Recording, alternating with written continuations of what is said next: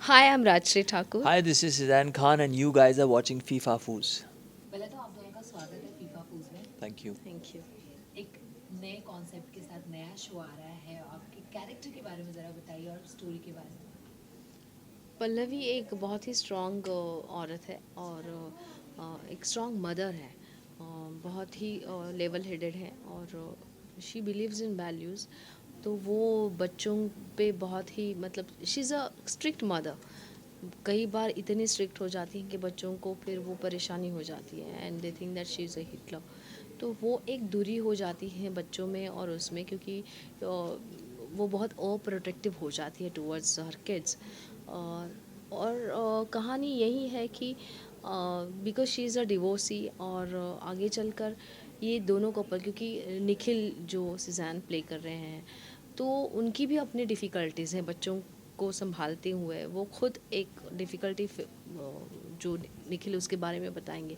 तो आगे चलकर क्या ये जो कपल है वो अपने बच्चों के लिए एक होकर इन डिफ़िकल्टियों का सामना करेंगे या फिर अपने तरीके से अलग रहकर करेंगे, ये कहानी और ये ऑडियंस को देखने को मिलेगी।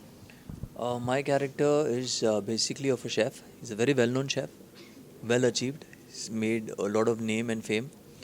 He's made a lot of money. He's a provider of the house and emotional आदमी है लेकिन एक्सप्रेस नहीं कर पाता, बस उसमें यही कमी है। बाकी का he is basically, it's not that he doesn't love his kids, he loves his kids but बता नहीं पाता। बट प्रोवाइडर है एंड वेल अचीव्ड आदमी है। That's my character. आप दोनों से जानना चाहूँगी, जब ये स्क्रिप्ट स्टोरी आपके पास आया तो ऐसी कौन सी एक चीज़ है जिससे सुनने के बाद आपने तुरंत हाँ कह दी, मतलब यस वी शो। पहले तो ऐसा था कि अरे मदर का रोल है तो ऐसे था कि हाँ वो तो मतलब टेलीविज़न में मदर तो बहुत सहनशील होती हैं, यही एक अपना नज़रिया होता है। पर जब मैंने कहानी सुनी तो मुझे लगा कि नहीं, she is I was going not to a say the same thing. मेरे लिए टिपिकल। to हाँ, choose the whole thing was the story. या The story. For me, Actually, just the story. for me also it's a story that Yeah. really attracted us Yeah. towards this role. Okay, इस story की अगर मैं बात करूँ तो ये बहुत ज़्यादा रिलेटेबल है, कहीं ना कोई घर में ये होता ही है और सबसे ज़्यादा जो असर पड़ता है बच्चों पर। बच्चों पे। तो ये इन सारी चीज़ों को ध्यान में रख के, क्योंकि इम्पैक्ट तो पड़ना ही पड़ना है बाहर की दुनिया में, तो क्या कुछ थॉट प्रोसेस आप दोनों का है? मुझे लगता है कि डिवोर्स अभी अनकॉमन नहीं है, it's very common in our society also.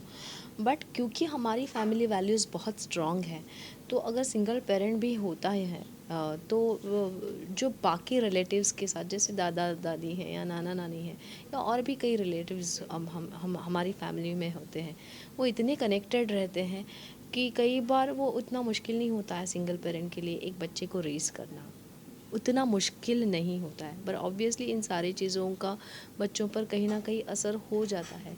But because we have a family values and we have a joint family system, अभी भी कहीं पर तो ये मौजूद है ही अपनी सोसाइटी में, तो कुछ हद तक ये आसान भी हो जाता है। But I think divorce is accepted in our society also. अपनी अपनी वजह होती है हर एक की, पर हर कोशिश यही रहती है और रहनी चाहिए कि बच्चों पर इसका बुरा असर ना हो। एग्जैक्टली, कहीं ना कहीं डिप्रेशन में सारी चीज़ों से बच्चे जूझते हैं, मतलब डेफिनेटली मैंने भी अपने इसमें एक्सपीरियंस किया, आप लोगों ने भी देखा होगा फ्रेंड्स सर्कल में, तो कितना काम आया वो सारी चीज़ें। वाइल प्लेइंग द कैरेक्टर, मेरे को काम नहीं आया उसका, क्योंकि मैं तो शादीशुदा भी नहीं हूँ ना ही मैं डिवोर्स्ड हूँ। तो आई थिंक मुझे ऐसा लगता है कि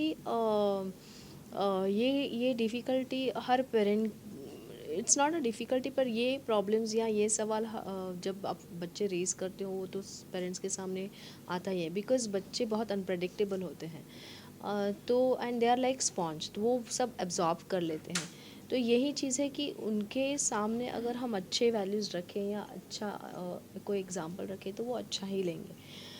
तो चाहे आपकी पर्सनल थॉट्स या पर्सनल डिफरेंसेस कोई भी हो, बच्चों के सामने अगर आप अच्छी चीज़ें रखें तो वो वही लेंगे. तो I think parents should set an example for their kids, a good example. Yeah, I think divorces, Even if their thoughts are different. yeah, divorces are very common. ऐसा नहीं है कि नहीं होते. But I think kids should always be taken care of. That's my view on that.